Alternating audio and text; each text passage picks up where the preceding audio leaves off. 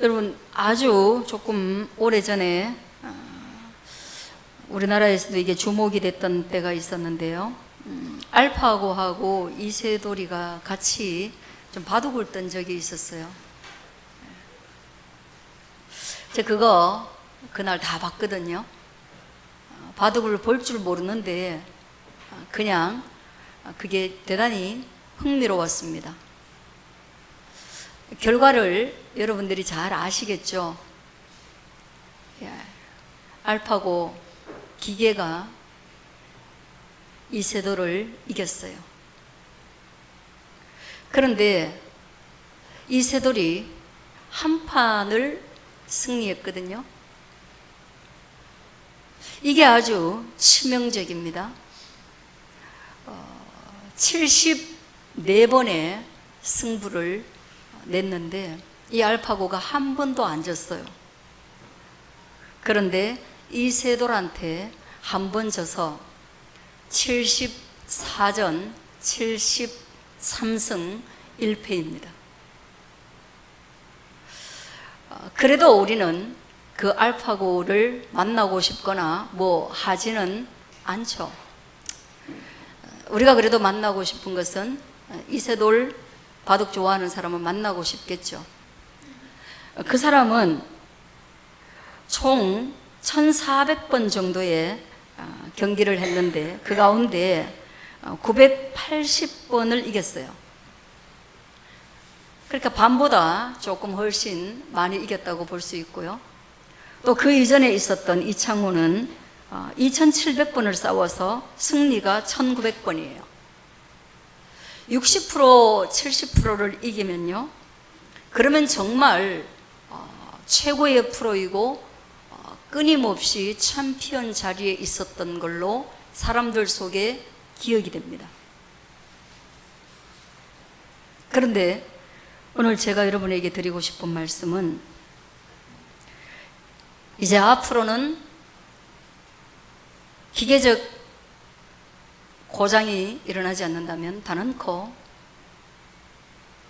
알파고는 인간에게 한 판도 지지 않을 겁니다. 그때보다 지금 훨씬 발전했기 때문입니다. 미국의 택시회사인 우버사가 회사하고 그 운전기사하고 수익에 대해서 배분하는 게 굉장히 획기적이었습니다. 그래서 수익을 많이 가져갔죠. 직접 운전하는 사람이. 그런데 이제 우버사가 굉장히 집중하고 있는 것은 자율주행차이고 또 실제로 자율주행차 택시가 운행이 되고 있습니다. 우버사는 거기에 대한 거의 몰빵을 하다시피 하고 있는데 이유는 수익을 100% 자기들이 가져가고 싶은 거죠. 기사가 없으면 그냥 다 자기 몫입니다. 영국의 어느 한 로펌 회사에 많은 변호사가 있었는데 대표 변호사가 모두를 다 해고하고 그 자리를 AI로 채웠고 그리고 충분히 지금까지 했던 일들을 다 해내고 있답니다.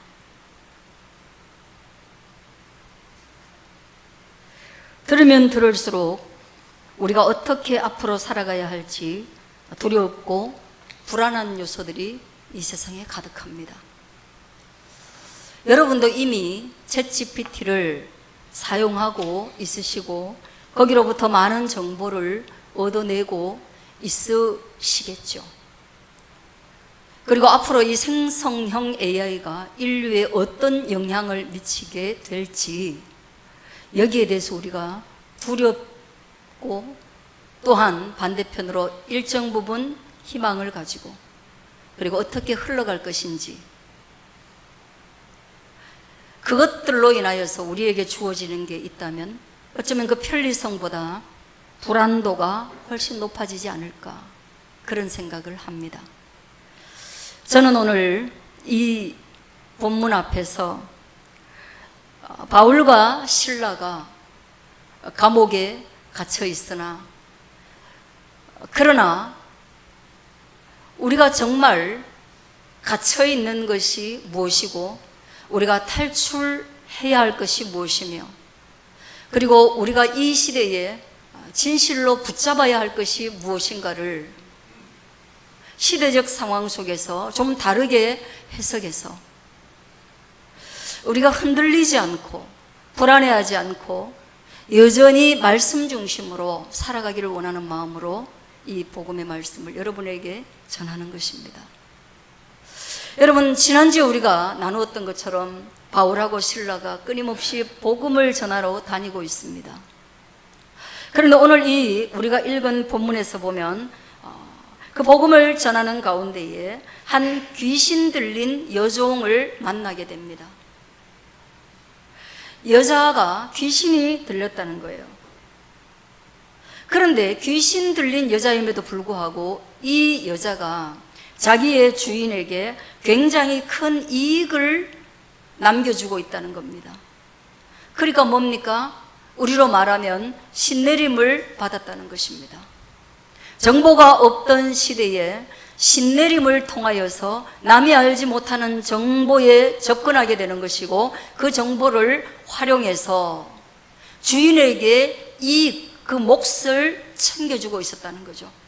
지금으로 말하면 챗GPT나 마찬가지인 거예요. 남이 모르는 걸 미리 알고 선제적으로 시장이나 또는 삶을 대응하는 거예요. 근데 그 사람이 바울과 실라를 따라와 가지고 계속 소리를 지르면서 그녀에게 남이 보지 못하는 것을 보고 그 정보를 자꾸 흘리는 거예요. 소리쳐 가로되 지극히 높은 하나님의 종으로서 구원의 길을 너희에게 전하는 사람들이다. 이 사람들이 뭐라고요? 바울과 실라에게 이 두 사람은 지극히 높은 하나님을 향해서 수식하되 그분이 지극히 높으신 분이다. 그리고 이들은 그분의 종이다. 그리고 이 두 사람이 하는 일이 뭐냐? 구원의 길을 너희에게 말하고 있다, 이 말입니다.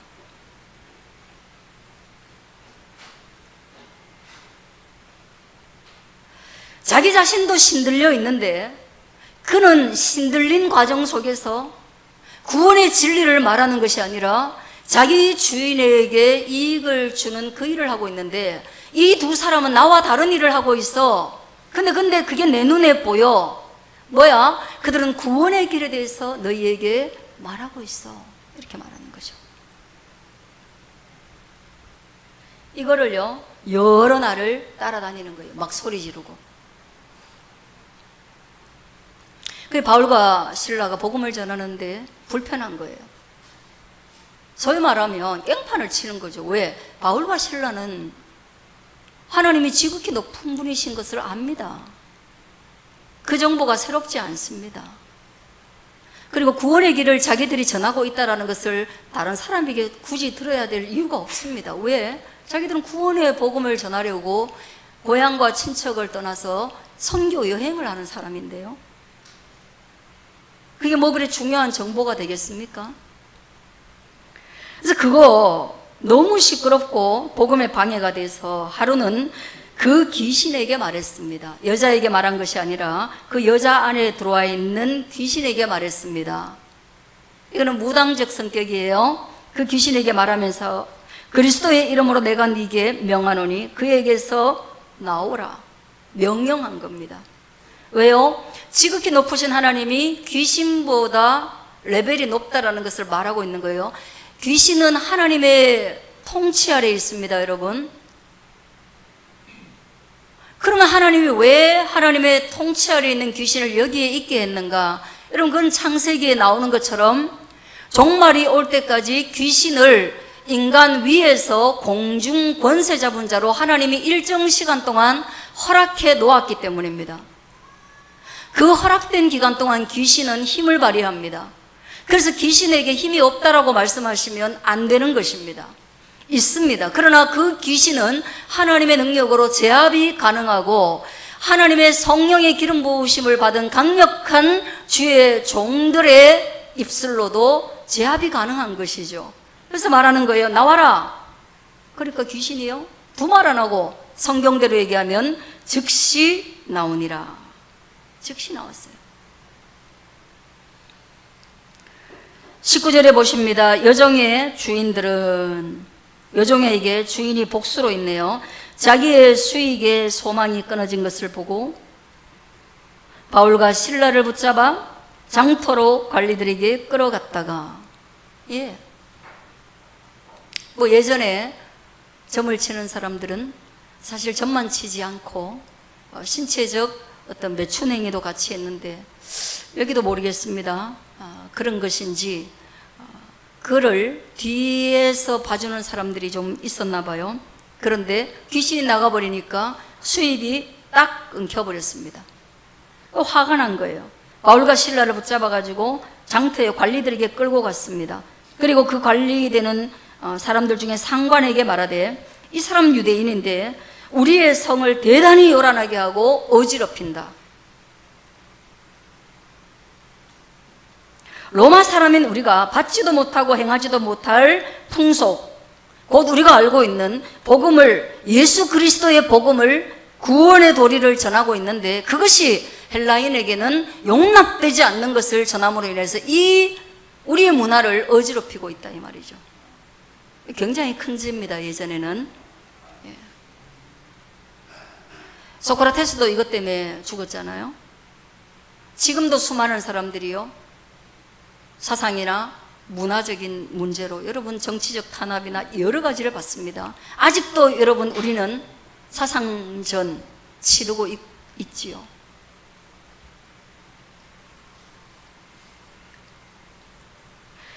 그렇게 말을 하니까 22절에 많은 사람들이 일어나서 고발을 하고 상관들은 옷을 찢어 벗기고 매를 치라해서 그들에게 학대를 가합니다.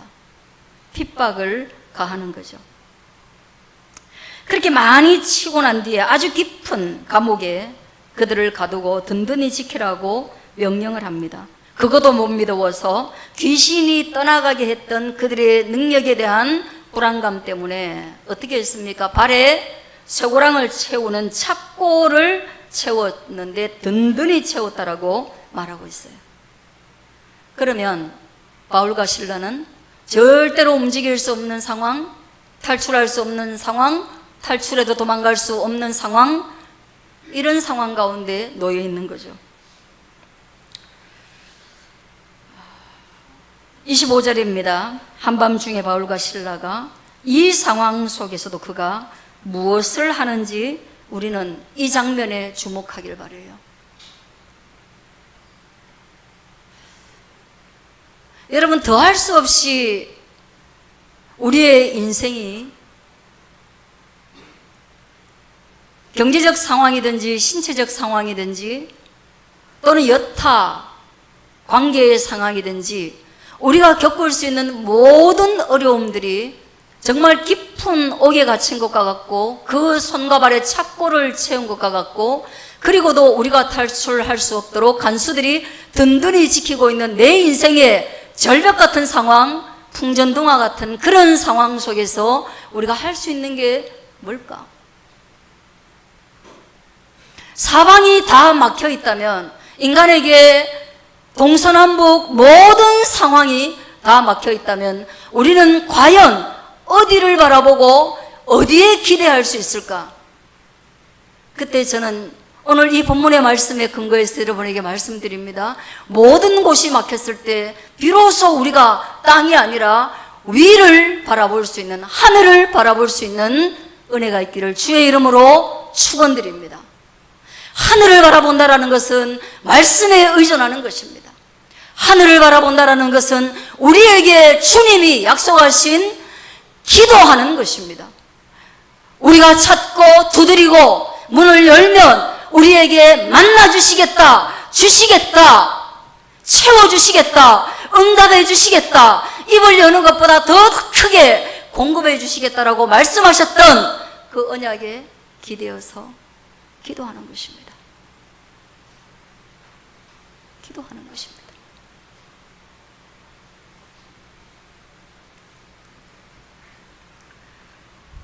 기도를 가장 늦게 하죠. 숨을 쉴 수 없어야만 하겠죠. 내가 할 수 있는 모든 일을 동원해서 탈출하려고 우리는 발버둥 치겠죠. 그 가운데 어쩌면 우리가 손과 손목에 상처를 입겠죠. 간수들에게 뇌물을 줄 수도 있겠죠. 그리고 때로는 극단의 선택을 할 수도 있겠죠. 그것이 우리에게 주어져 있는 몇 가지 탈출의 방법입니다. 그리고 그것이 먹히고 있습니다. 이 세상에는 먹힙니다. 먹히기 때문에 우리는 그렇게 합니다. 예, 좋습니다. 간수들에게 뇌물을 주는 것 외에는 우리가 어떤 일을 다 할 수도 있습니다. 그러나 저는 여러분에게 말씀드리기를, 그러나 여러분, 그럼에도 불구하고 역사의 주인이 지극히 높으신 하나님이라는 것을 믿고 그분께 이 문제를 아뢰는 것을 결코 잊어버리지 않으시기를 주의 이름으로 축원합니다. 알파고가 우리의 육체를 대신할 수 있고 생성형 AI가 우리의 지성을 이미 능가하고 있습니다.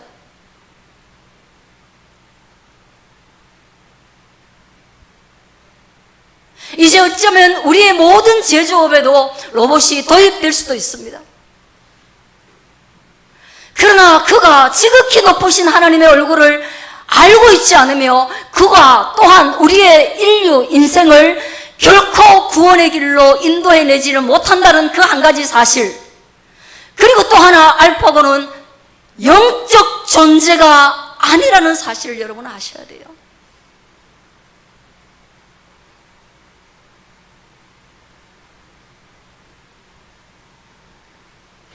그래서 하나님께 그 모든 것을 여러분이 하시는 것을 말릴 수 없지만, 그러나 하나님께 의존하는 거, 그거 잊어버리지 않기를 바랍니다.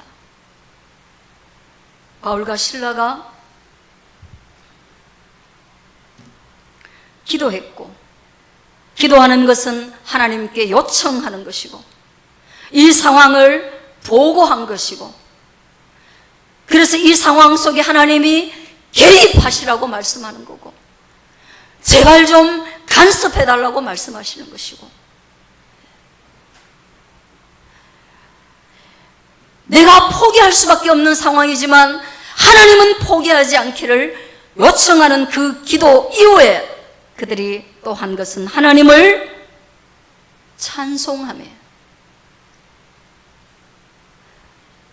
상황은 변화된 것이 아무것도 없지만 그들이 이 상황 가운데 하나님을 끌어들였기 때문에, 그리고 하나님의 약속 있는 기도에 자기 자신을 의지했기 때문에 그들의 마음은 자유를 경험하고, 그래서 그들의 입술에는 찬송이 흘러나왔다는 것입니다.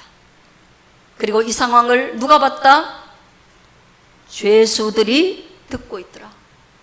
예, 당연히 간수들도 들었겠지만 동일한 상황 가운데 있지만 절대로 기도하거나 찬송할 수 없는 절망적 상황 가운데 있는 죄수들이 그것을 듣고 있더라는 겁니다.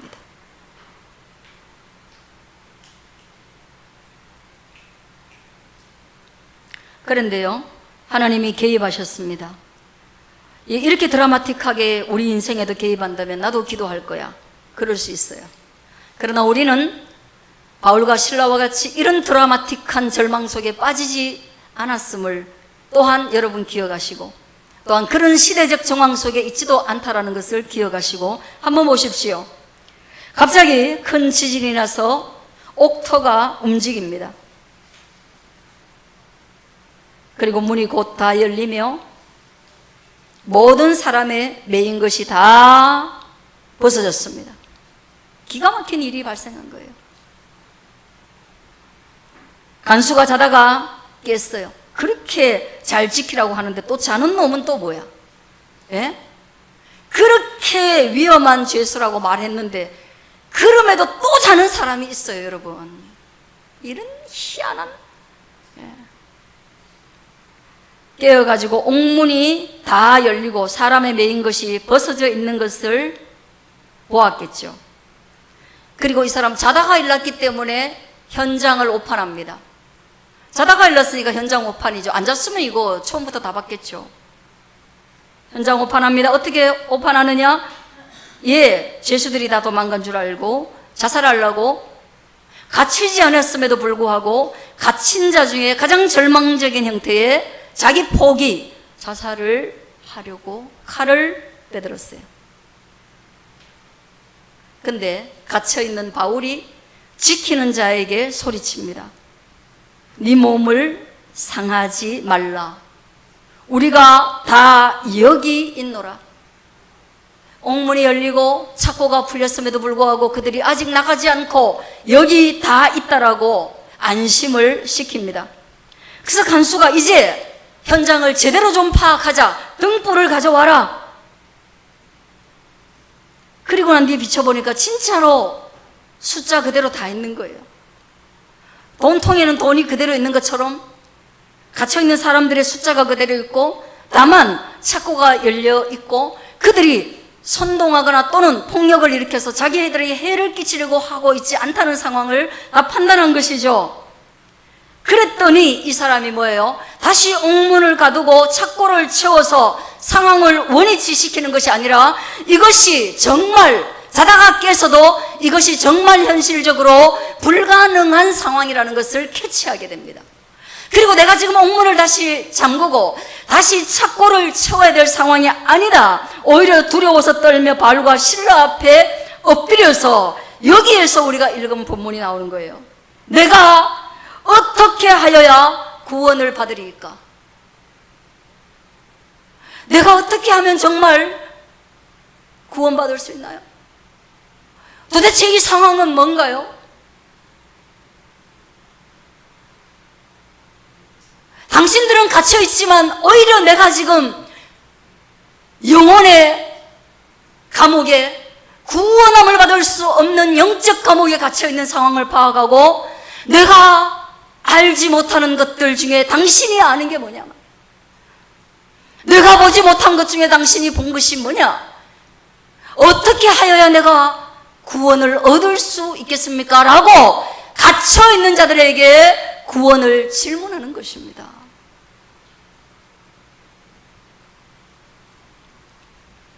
바울과 실라의 답변은 너무나 심플합니다. 한번 따라하겠습니다. 주 예수를 믿으라. 주 예수를 믿으라. 그리하면 너와 내 집이 구원을 받으리라. 여러분, 주 예수를 믿으십니까? 그러면 여러분은 구원 받으셨습니까? 여러분의 집이 구원을 받았습니까? 믿음은 나뿐 아니라 우리의 가정에 구원의 영향력을 미치는 것입니다. 그래서 이 간수는요, 그 밤에 간수가 그들을 자리에서 씻어주고 자기와 그 온 가족들이 가가지고 세례를 받습니다. 이게 33절에 나와요.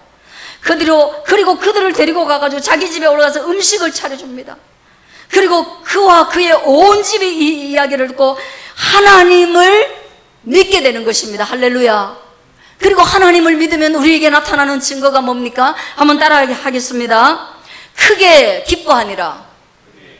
예, 주 예수를 믿는 여러분이 구원받고 여러분의 가정이 구원받고 그리고 세례를 받아야만 하는 것이고, 여러분 또한 하나님으로 말미암아 여러분에게 이 변화되고 사람이 밀려나는 세대에, 지식이 홍수처럼 쏟아지는 시대에, 불안도가 높아지는 시대에 하나님으로 말미암아 기쁨이 있어야 할 줄로 믿습니다. 이거 중요한 거예요.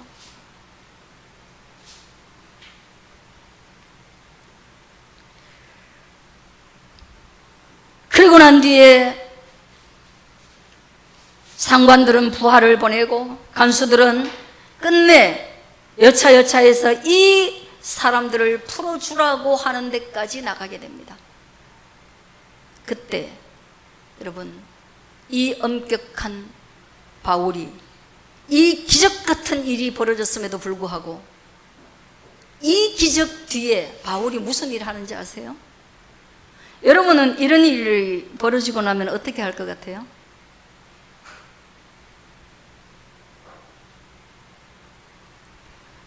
어떻게 할 것 같아요? 이 정도 승리하고 나면 어떻게 할 것 같아요?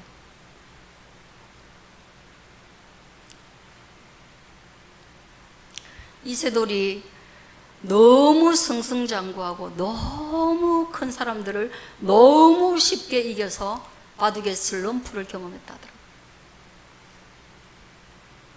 너무 잘 돼서. 그리고 그 슬럼프가 정말 길게 갔다 하더라고요. 그 심각한 스트레스가 그의 성대를 망가뜨려서 지금도 말하는 목소리가 특이하게 변성돼 있잖아요. 그리고 다시 돌아올 수 있었던 이유가 다시 밑바닥으로 내려와서 다시 자기의 집을 지었을 때입니다. 바울은 이 크고 놀라운 사건 뒤에 우리가 흔히 경험하는 무너짐이 아니라 놀랍게도 그는 오히려 그 관료들을 책망하면서 또 한 가지 그냥 자기가 해야 할 일을 합니다. 무슨 일입니까? 그가 가지고 있던 로마 시민권을 가지고 있는데 너희가 나를 죄가 뭔지도 밝히지 않고 너희가 나를 매질하고 학대하고 로마 시민이 받을 수 없는 인권의 침해를 가했다는 것 때문에 이들이 벌벌 떨게 만듭니다. 여러분, 예전에 저는 이게요, 로마 시민권이 도대체 뭔데? 그렇게 생각을 저도 했었어요. 근데 지금 생각해 보니까 요즘 우리 국제정세 보니까 너무 체감되지 않습니까? 함부로 어느 영역에 침범하는 거, 함부로 고위 권력에 침범하는 거, 함부로 힘센 나라에 침범하는 거, 함부로 누군가의 영역에 침범할 때 그가 가지고 있는 법적 권리나 권력, 힘 이런 것들이 작동합니다. 로마 시민권은 바로 바울에게 그런 것들이었습니다. 그들이 벌벌 떨었습니다. 그리고 그들을 풀어주었습니다.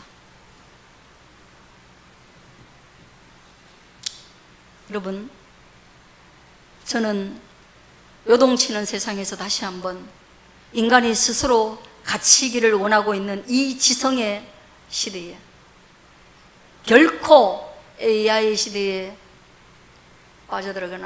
들어가고 나면 영혼의 이야기를 할 수 없을 정도로 착고가 채워질 것입니다. 인간에게는. 그럼에도 불구하고 여러분 확신하십시오. 그 모든 것들이 끊임없이 변하고 발전할지라도 우리가 어떻게 구원을 받아야 하는가에 대한 선명한 해답은 한 가지, 주 예수를 믿어야만 그리 될 것이고 우리와 우리의 가족의 구원은 오직 예수 그리스도의 피 흘린 복음밖에 없다라는 것을 아시기를 주의 이름으로 축원드립니다. 기도하겠습니다.